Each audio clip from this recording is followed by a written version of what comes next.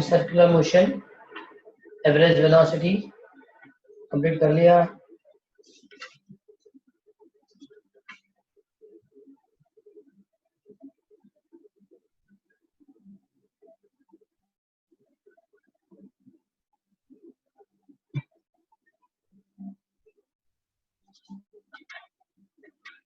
आज सितंबर 4 की सभी थियरी कंप्लीट हो जाएगी।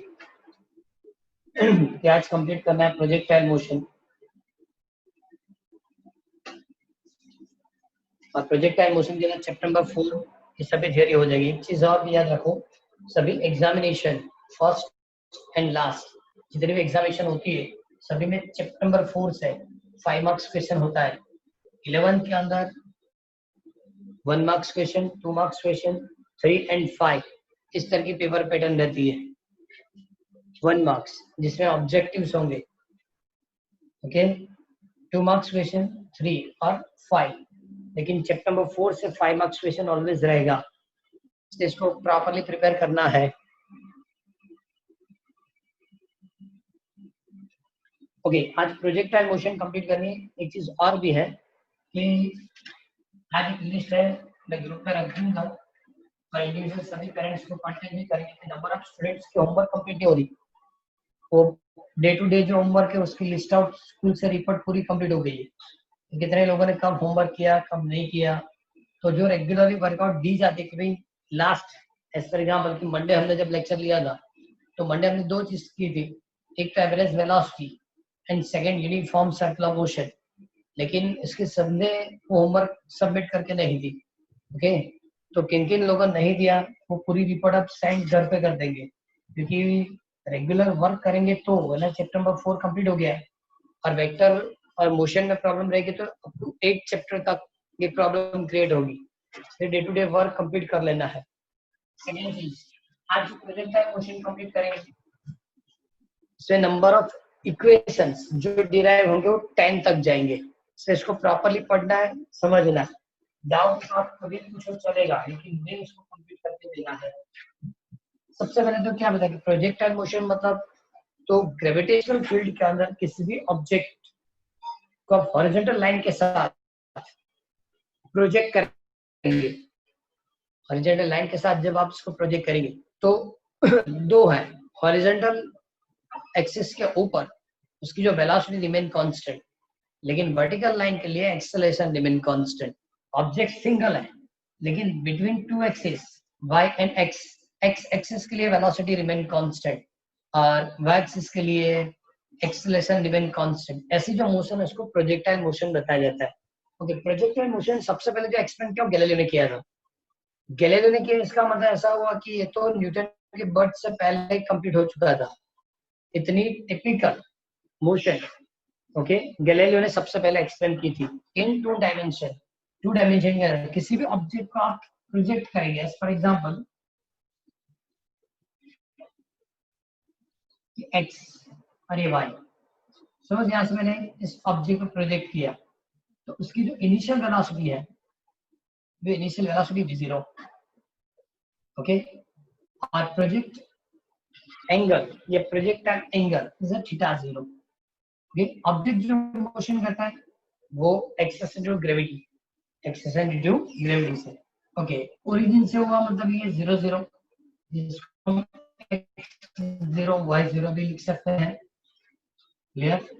ये v0 जो है उसके 2 कंपोनेंट क्रिएट कर सकते हैं, 2 कंपोनेंट क्रिएट करना मतलब यहाँ से लाइन ड्रॉ करेंगे तो ये होगा, इसको लिखेंगे v0 x, इसका मतलब v0 cos थीटा 0।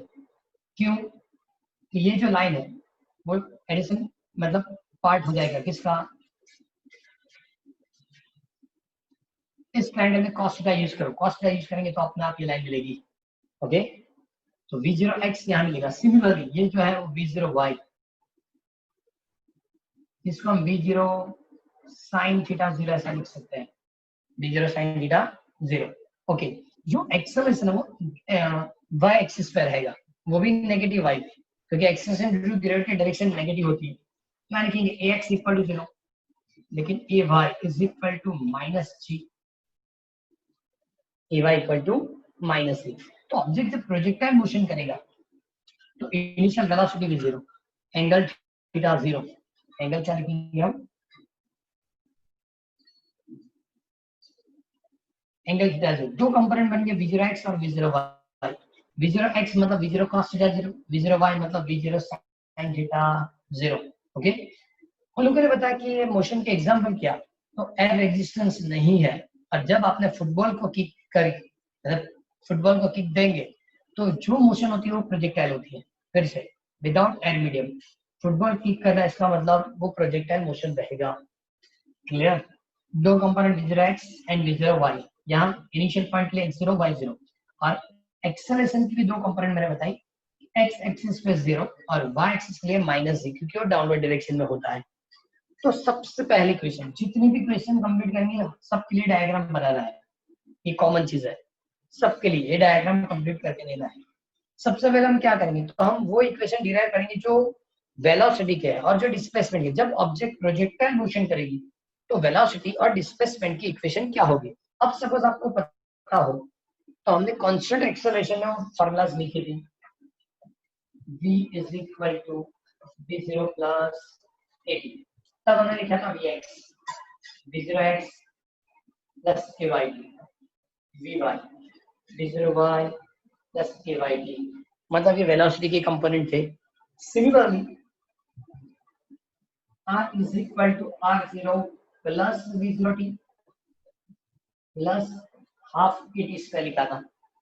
इसके भी component x equal to x0 plus v0xt plus half ax square and y is equal to y0 v0yt plus half ky square. ऐसे कंपोनेंट हमने कंप्लीट किए थे। क्लियर। तो ये इक्वेशन आगे वाली थ्योरी में कंप्लीट हो चुके हैं। अब इसी फॉर्मूला का यूज करके हम फर्स्ट क्वेश्चन कंप्लीट करेंगे, और वो फर्स्ट क्वेश्चन जो क्वेश्चन हम कंप्लीट करते जाएंगे, ओके, वो दर्पण के अंदर भी लिखे दिए हैं। दर्पण में सबसे पहले 32 नंबर का क्वेश्चन है, 32, वो क्वेश्चन अभी मैं कंप्लीट करने जा रहा हूँ। क्लियर। सबसे पहले डिस्प्लेसमेंट और उसके बाद वेलोसिटी। चलो सबसे पहले फॉर्मूला क्या, x equal to x0 plus v0 xt plus half ax t square. जितनी भी वैल्यूशन ऐड कर लो,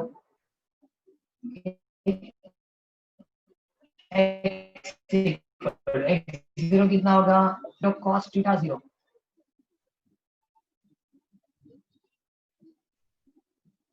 इंटू टी प्लस, ये नहीं लिख रहा हूं क्यों, x first equation displacement on x axis, displacement on x-axis is x equal to v0 cos theta 0 into t. Okay, the first equation for projectile motion. जब projectile motion होती है, आपको horizontal line के लिए displacement कैलकुलेट करना है, इस formula से हो जाएगा। Okay, now second, y is equal to y0 v0 yt plus half ayt square, y0 मतलब 0, v0 y, it's called v0 sin theta 0 into t plus 1/2, ay मतलब क्या होगा, minus g into t square, and therefore y is equal to, क्या लिखेंगे, v0 sin theta 0 into t minus half g t square. ये second equation होगा। Clear. वो displacement के लिए, इसके लिए डिस्प्लेसमेंट। ओके, सिमिलरली वेलोसिटी के लिए यहाँ लिख रहा हूँ, सिमिलरली वेलोसिटी के लिए यहाँ कंप्लीट कर रहा हूँ। So vx equal to v0x plus axt, vx v0x मतलब v0 cos थीटा 0 ये क्या हो जाएगा 0 and therefore Vx equal to P0। ये थर्ड इक्वेशन। इसका मतलब क्या हुआ कि जब प्रोजेक्टाइल मोशन होती है प्रोजेक्टाइल, तब एक्स एक्सिस के लिए वेलोसिटी रिमेन कांस्टेंट। अभी मैंने बताया प्रोजेक्टाइल मोशन का मतलब क्या होता है, हॉरिजॉन्टल लाइन के लिए वेलोसिटी रिमेन कांस्टेंट और वर्टिकल लाइन के लिए एक्सेलरेशन रिमेन कांस्टेंट। या चेक करो कि ये वेलोसिटी की इक्वेशन है, इसमें टी नहीं आता, टी नहीं आता, इसका मतलब ये कांस्टेंट वेलोसिटी है। Okay, now similarly v y calculate कर रहा हूं, v y v0y plus ay into t। so vy is equal to v0 क्या रखना है, v0 sin थीटा 0, क्लियर हो गया, प्लस की जगह लिखेंगे minus g into t because ay is equal to minus. Clear? तो 32 नंबर क्वेश्चन कंप्लीट कर दो, 32 नंबर क्वेश्चन आप कंप्लीट कर दो।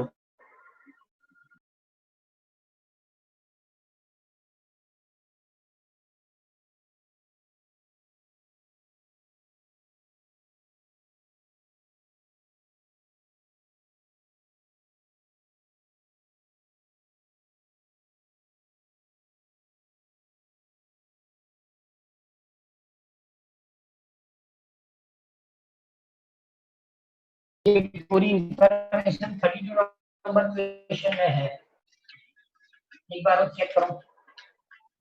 सर बाकी लिखना। हाँ चेक करो भाई, कोई बात नहीं।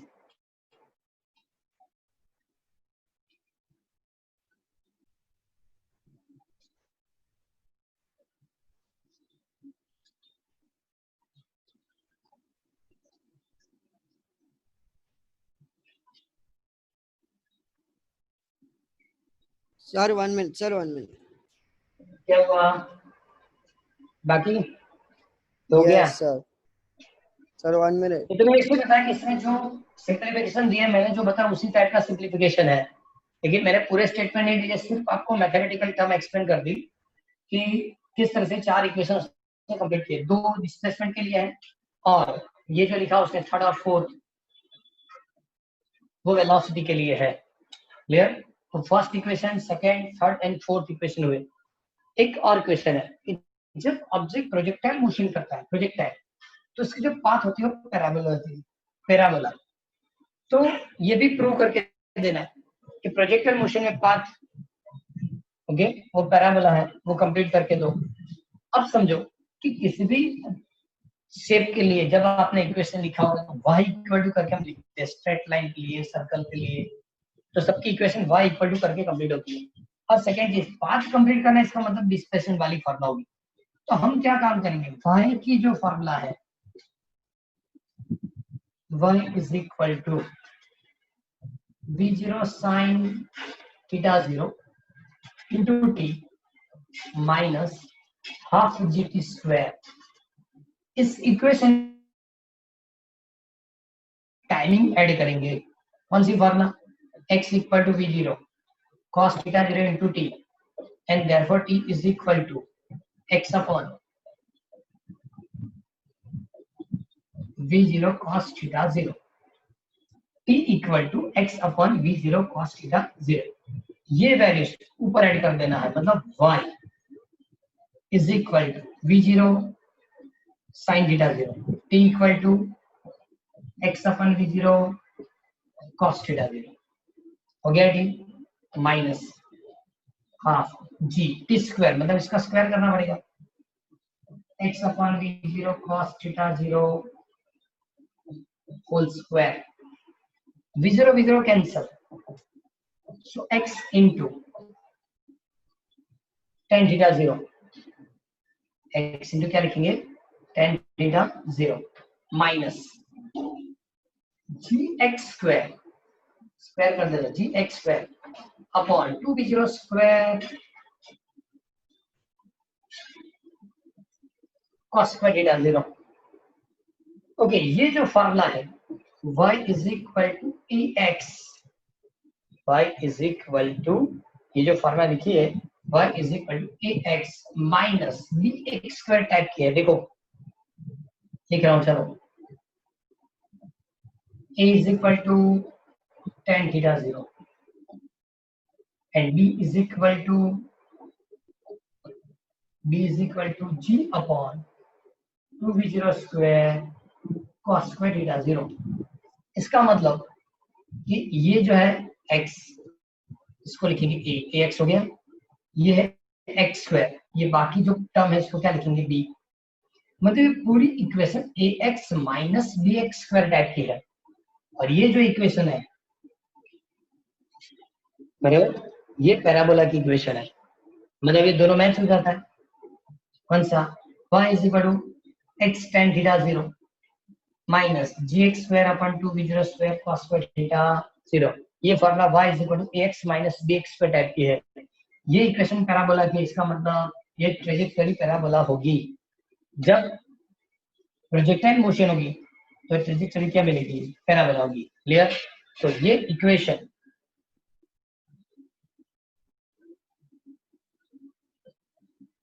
ये फिफ्थ इक्वेशन है। पहले फर्स्ट, मतलब यहाँ से बता दो, first, second, third, fourth and fifth, ये पांचों इक्वेशन हमको याद रखना है और न्यूमेरिकल इससे कंप्लीट होंगे। कितने हुए? 5। क्वेश्चन कितने हुए? 2। आपको चेक करना हो तो 33 नंबर क्वेश्चन कंप्लीट करो। 33 लिखा है, define the projectile particle and derive the equation y is equal to tan theta 0x minus gx square upon 2 cos theta 0। इसमें लिख के दिया है कि ये जो इक्वेशन मिल रही है वो y is equal to ax minus bx square type की है। इसका मतलब पाथ पैराबोला रहेगा। इसको कंप्लीट कर दो।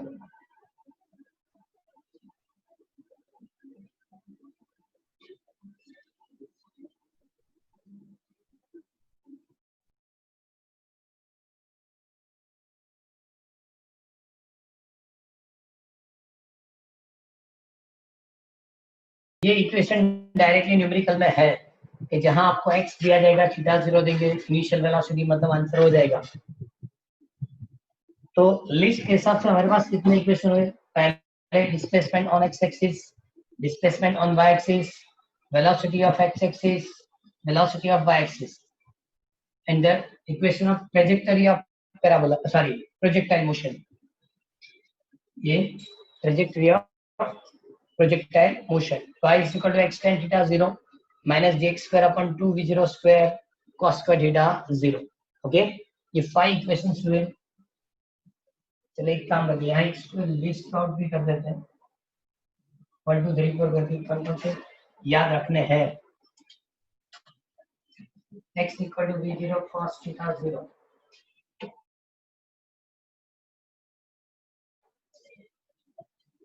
y is equal to v0 sin theta 0 into t minus half dt square।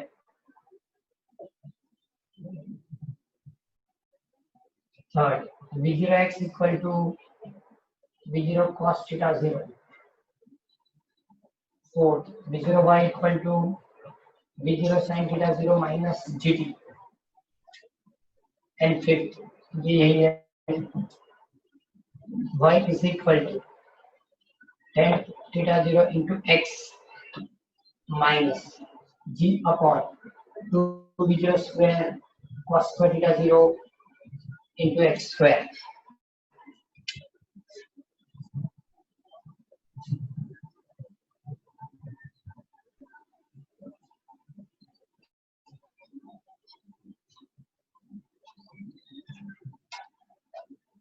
Okay, किसी भी क्वेश्चन के अंदर ये डायग्राम हमको कंप्लीट करना है। अब आगे क्या बताएं कि सपोज ऑब्जेक्ट प्रोजेक्टाइल मोशन करती है, उसकी कैरेक्टरिस्टिक क्या है?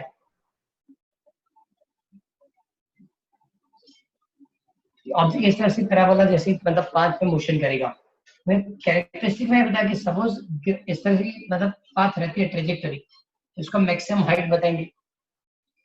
तो ये मैक्सिमम हाइट मतलब कैपिटल H, और यहाँ से मैक्सिमम हाइट की जो टाइमिंग है, टाइम फॉर मैक्सिमम हाइट, तो दोनों की इक्वेशन डिराइव करनी है। Time taken for maximum height और derive the equation for maximum height. Second चीज, जब प्रोजेक्टाइल मोशन कंप्लीट करेगा तो मतलब जितने टाइम में ऊपर गया उतने टाइम में वापस आएगा, लेकिन पूरी टाइमिंग जो टाइम ऑफ फ्लाइट बताया जाता है, TF, time of flight, and the distance covered in a horizontal line is a range, distance covered in a horizontal line, इसको क्या बताया जाएगा, रेंज। तब और चार इक्वेशन कंप्लीट करेंगे। सबसे पहले टाइम फॉर मैक्सिमम हाइट, उसके बाद मैक्सिमम हाइट, उसके बाद time for total flight, and then R. Okay, सबसे पहले time for maximum height. Projectile motion के अंदर मैक्सिमम हाइट पे वेलोसिटी 0। प्रोजेक्टाइल मोशन जब होती है तो मैक्सिमम हाइट पार्टिकल की वेलोसिटी 0। तो मैक्सिमम हाइट के पार्टिकल की वेलोसिटी 0 मतलब ऑन वाई एक्सिस, तो ये वाली फॉर्मूला होगी कि on maximum height v0y equal to 0 and v0y equal to 0, so time taken for maximum height is tm। तो लिखेंगे v0y is equal to v0 sin theta 0 minus gt minus gt। okay, now v0y equal to 0 and therefore t is equal to tf। इस time को क्या बताएंगे, time, sorry, tm, time for maximum height. इसके लिखा है मैंने 0, v0 sin theta 0 minus gtm minus gtm। okay, now gtm is equal to v0 sin theta 0 and therefore time for maximum height, so v0 sin theta 0 upon g।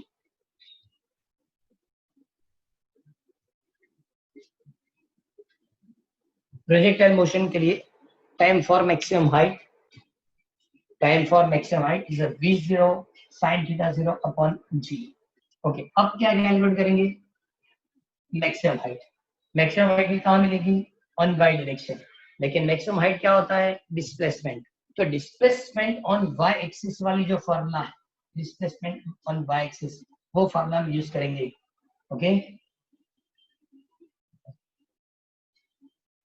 y is equal to v0 sin theta 0 into t minus 1 by 2 gt square। Okay, suppose y is equal to h लेंगे, y is equal to क्या लेंगे, h, तो t is equal to आपको tm रखना है। ये मतलब ये वाली फॉर्मूला ऐड करनी है, क्योंकि h कब होगा, हाइट h कब कंप्लीट होगी, जब time is equal to tm होगा। जब ऐड करना शुरू करेंगे, h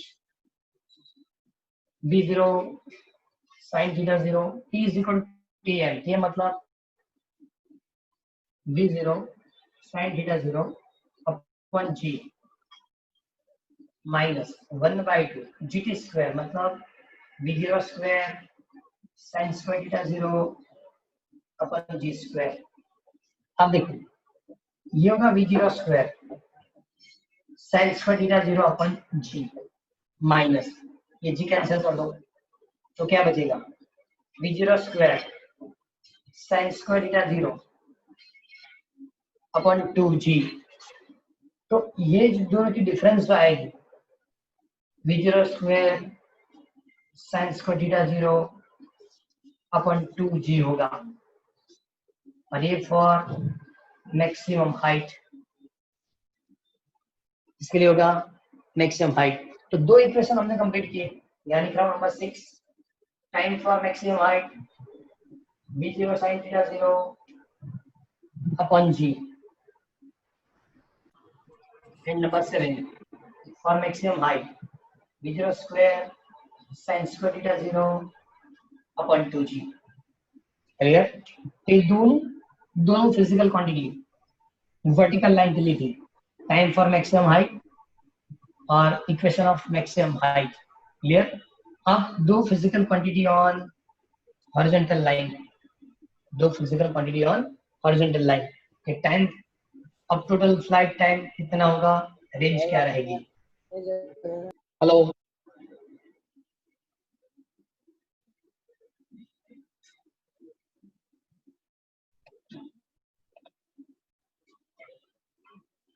time for maximum height और मैक्सिमम हाइट, ये दोनों इक्वेशन 34 नंबर में दिया है। 34 नंबर क्वेश्चन दर्पण में चेक करो।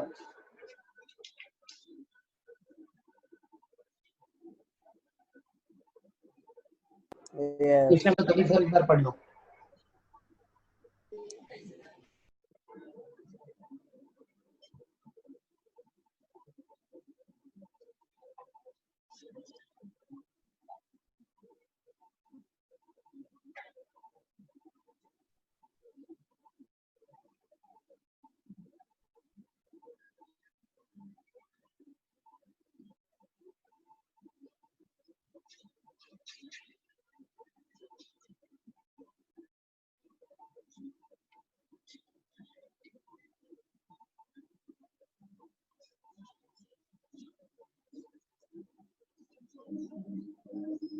मैं लिख के दिया वाई की फॉर्मूला यूज की। ओके, सी फॉर्मूला से उसने टाइम ऑफ फ्लाइट कैलकुलेट किया।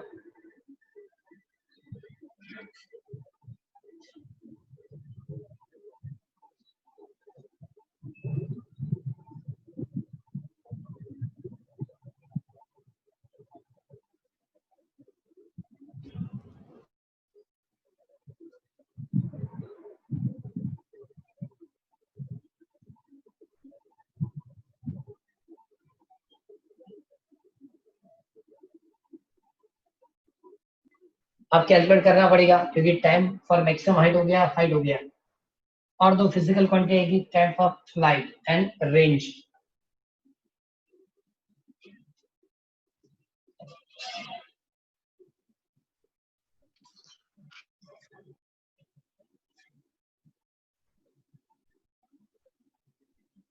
अब टाइम ऑफ फ्लाइट तो इजीली कैलकुलेट कर सकते हैं कि जितने टाइम के अंदर वो यहाँ से मैक्सिमम हाइट तक जाएगा उतने टाइम में मैक्सिमम हाइट से ग्राउंड तक आएगा, ग्राउंड से मैक्सिमम हाइट और मैक्सिमम हाइट टू ग्राउंड। इसका मतलब ऐसा हुआ TF is equal to 2TM and therefore 2 into TM की value V0 sin theta 0 upon G and therefore TF is equal to 2V0 sin theta 0 upon G। Time of flight मतलब ये आपको question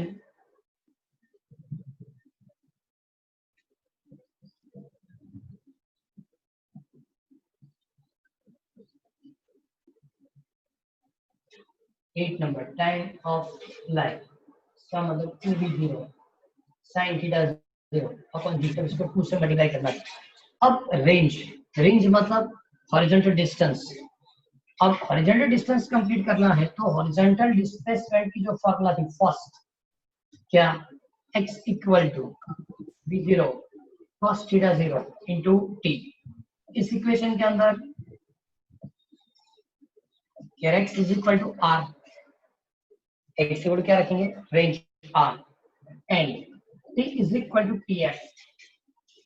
okay sir, x equal to r v0 cos theta 0 tf 2v0 sin theta 0 upon g, ये वाली formula रख दी। Okay, now v0 square 2 sin theta 0 cos theta 0 upon g। Bracket में जो formula है यहां लिख रहा हूं, इसको sin 2 थीटा बताया जाता है। sin 2 theta is equal to 2 sin theta cos theta. Trigonometry में सर आपको एक इक्वेशन पढ़ाएंगे, लेकिन याद रखना है sin 2 theta is equal to 2 sin theta cos theta. Okay, तो range r is equal to v0 square sin 2 theta 0 upon g। मतलब ये रेंज कैलकुलेट करना है। So 9 number equation is r is equal to v0 square sin 2 theta 0 upon g। अब ये पूरी theory जो है वो गैलीलियो ने एक्सप्लेन की थी। जब गैलीलियो ने ये एक्सप्लेन दिया तब बताया था कि theta 0 is equal to 45। Theta 0 मतलब प्रोजेक्टाइल एंगल सपोज 45 लेंगे, so r is equal to r maximum. r equal to क्या होगा? r maximum. Theta 0 is equal to 45, so r equal to r maximum. चलो यहाँ ऐड करते हैं r maximum, क्या लिखेंगे? v0 स्क्वायर साइन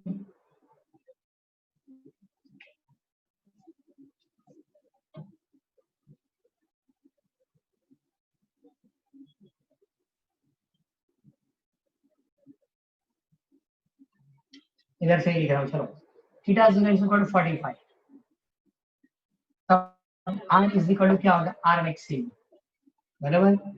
तो रेंज की फॉर्मूला क्या है?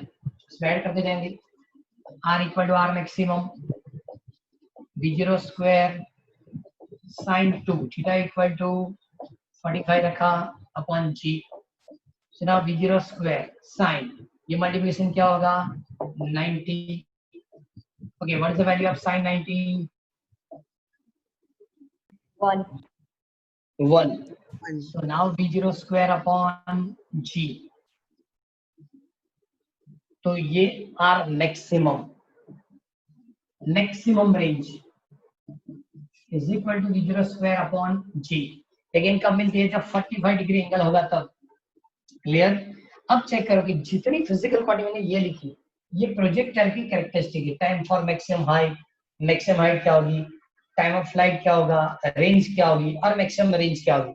चेक करो, ये सभी physical quantities depend on initial velocity, projectile angle, initial velocity and projectile angle. g की वैल्यू तो रिमेन कांस्टेंट, 9.8 मीटर पर second square remain constant. So time for flight, maximum height, time of flight and range depend on initial velocity and projectile angle, but the r maximum depend on only initial velocity। यहाँ projectile angle नहीं आता, क्यों? हमने substitute कर दिया theta equal to 45। Clear?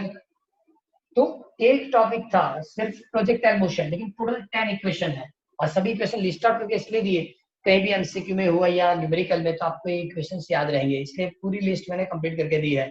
Okay, displacement on X axis, displacement on Y axis, velocity on X axis, velocity on Y axis, ये trajectory की formula है। टाइम फॉर मैक्सिमम हाइट, ये maximum height, time for flight, range and maximum range. Clear? अब check करोगे दर्पण में कौन कौन से क्वेश्चन हुए, तो दर्पण के क्वेश्चन में सबसे पहले 32, जो चारों इक्वेशन देता है 32, ये 32 नंबर क्वेश्चन में, ये 33 नंबर क्वेश्चन में है, ये 34 नंबर क्वेश्चन में है,